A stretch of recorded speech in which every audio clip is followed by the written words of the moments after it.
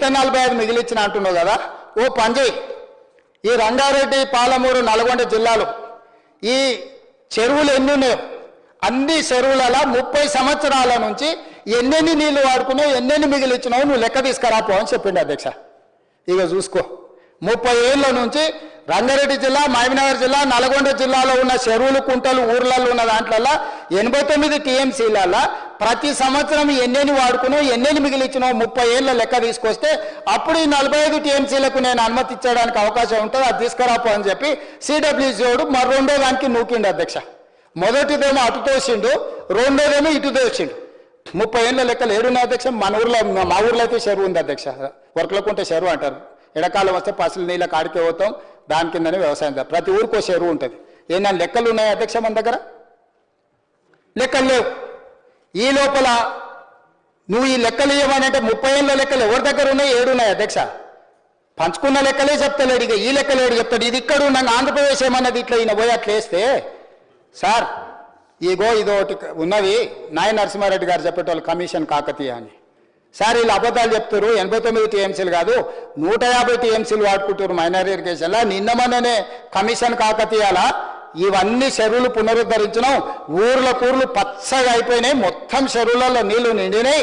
ఇగో వాళ్ళే అఫీషియల్గా వెబ్సైట్లో పెట్టారని సింపుల్గా కమిషన్ కాకతీయ వెబ్సైట్లలో వీళ్ళు గొప్పలు చెప్పుకురు కదా అధ్యక్ష. మేము అన్ని ఊర్లలో చెరువులు పునరుద్ధరించినాం, గొలుచుకట్టు చెరువులు గలగల వాడుతున్నాయి సెలయర్లు అని.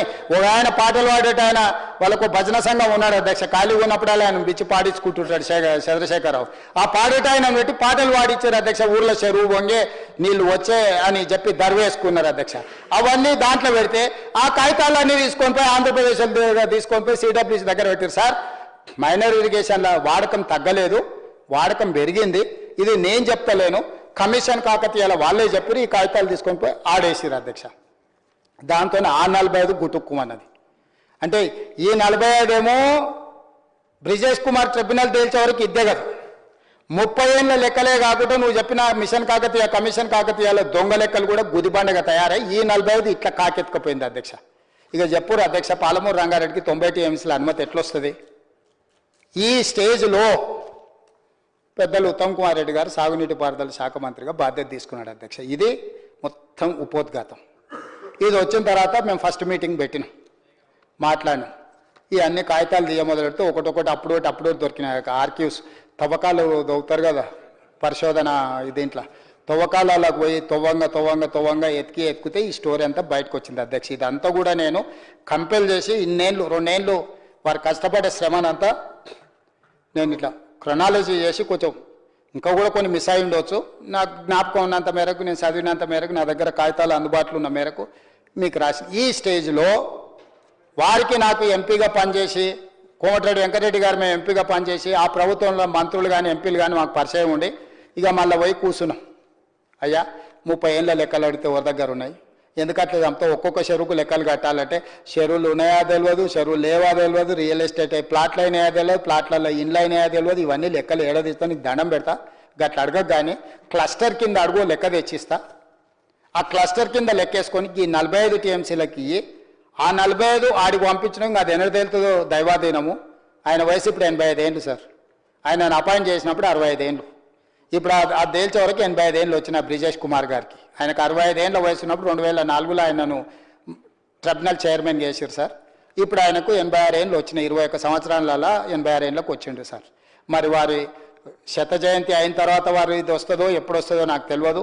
ఇక అది దేవుడే కనుకరించి దాంట్లో మార్గం చూపిస్తే తప్ప ఆ 45 రావడానికి అవకాశం లేదు. చట్టం అట్లుంది.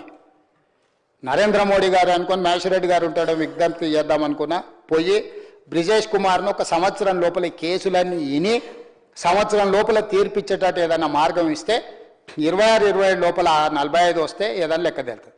ఈ లోపల నేను ఉత్తమ్ కుమార్ రెడ్డి గారు మాకున్న పరిచయాలను అధికారులను అందరినీ పదే కలిసి ఒక్కొక్క చెరువు లెక్క ఇక ఇది కష్టము, మా వల్ల కూడా కాదు, మాకు అన్యాయం చేయకుండ్రి, మా జిల్లా ఎండిపోతుంది, నా సొంత జిల్లా, నా ప్రాంతము, ఆయన ప్రాంతం, మేమిద్దరం ఆ నల్గొండ మహబూబ్నగర్ నుంచే ఉన్నాము. నేను ముఖ్యమంత్రిని, ఆయన సాగునీటి పారుదల శాఖ మంత్రి, ప్రజలకు వెళ్ళి మొహం చూపించుకోవాలన్న మా కష్టమైంది. ఈ చెరువులు కాకుండా గంపగుత్త క్లస్టర్ కింద ఓ లెక్క తీసుకొచ్చి ఇస్తాం. ఆ లెక్క తీసుకొని ఏదో రకంగా ఈ చిన్న మైనర్ ఇరిగేషన్ నావే కదా, నా నీళ్ళన్న నాకు ఇస్తే సాగునీటి పనులు నేను సాగదీసుకుంటా. ఆ దుర్మార్గుడు ఇది తాగునీటికని 7.15 టీఎంసీలకు పరిమితం చేసిండు. దీని ప్రకారం తట్ట మట్టి కూడా తీయడానికి లేదు, తీస్తే జైలుకు పోతారు. ఆల్రెడీ ఎన్జిటి 100 కోట్లు ఫైన్ వేసింది. క్రిమినల్ కేసులు ప్రాసిక్యూషన్ చేయమని ఆల్రెడీ అధికారుల మీద డైరెక్షన్స్ ఇచ్చారు. రేపు మేము ఏది ముట్టుకున్నా జైలుకు వెళ్లాల్సిన పరిస్థితి వస్తుంది. మాకు ఏదో ఒక మార్గం చూపించండి దయచేసి అని చెప్పి మా పర్సనల్ రిలేషన్స్ని అడ్డం పెట్టుకొని ఈ 45 టీఎంసీలైన మైనర్ ఇరిగేషన్వి ఇస్తే మేము ఇరిగేషన్ పనులు చేసుకుంటాం. మిగతా 45 అది వచ్చినప్పుడు ఇప్పుడు మనము దగ్గరకు పోతే ఆకలి అయితే టిఫిన్ పెట్టిండి అనుకో తినమా? ఇప్పుడైతే టిఫిన్ పెట్టు, మధ్యాహ్నానికి భోజనం పెట్టు, భోజనం పెడితే బిర్యానీ పెట్టని అడుగుతాం. అంతేనా అధ్యక్ష? అందుకే ఈ 45 మైనర్ ఇరిగేషన్ ఇప్పుడు ఇచ్చేసేయి. ఇప్పుడు ప్రాజెక్టులన్నీ కంప్లీట్ చేసుకొని ఈ 45 టీఎంసీల కింద నీళ్లు ఇచ్చుకుంటూ వస్తాం. ఎందుకంటే ఉద్దండాపూర్ వరకు ఇప్పుడు ఆ పైన లక్ష్మీదేవిపల్లి మా శంకర్ ఏమనుకుంటాడు, అన్న నా జేబుల్లో ఉంటాడు కానీ నాకేమి ఇస్తలేడు అనుకుంటాడు మా శంకర్. ఇప్పుడు ఆ ఉద్దండాపూర్ నుంచి లక్ష్మీదేవిపల్లికి దేవాలంటే 19, 20, 21 ప్యాకేజీలు చేయాలా, అక్కడ భూసేకరణ చేయాలి, అది అంతా చేయాలి.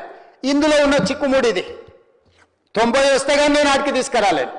45 ఉద్దండాపూర్ వరకన్నా ప్యాకేజీలన్నీ క్లియర్ చేసి కనీసం పాలమూరు కన్నా నీళ్ళు ఇస్తే రంగారెడ్డి జిల్లాకి ఏదో రకంగా తీసుకొద్దాం. రెండో ఫేజ్ 2 కింద వేద్దామని చెప్పి మేము లెటర్ పెట్టి మొత్తానికి 90 కావాలా, ఇప్పుడు 45 ఇంకో 45 అని ఉత్తమ్ కుమార్ రెడ్డి గారు మా పరిచయాలతోని వాళ్ళు ఏదో ఒక కొలికి పట్టుకొచ్చి వాళ్ళని ప్రసారం చేసుకుని లెటర్ రాసినాం. ఈరోజు అధ్యక్ష ఈయన దుర్మార్గం వల్ల 27,000 కోట్ల రూపాయలు ఖర్చు పెట్టినా ఒక ఇంచు కూడా సాగునీరు కింద వాడడానికి లేదు ఈ ప్రాజెక్టు. ఇప్పుడు పెట్టిన అన్ని పంపులు లిఫ్టులోనికి పేమెంట్లు ఇవ్వడానికి సరిపోయినాయి తప్ప ఎకరాకు నీళ్ళు ఇవ్వడానికి కుదరదు.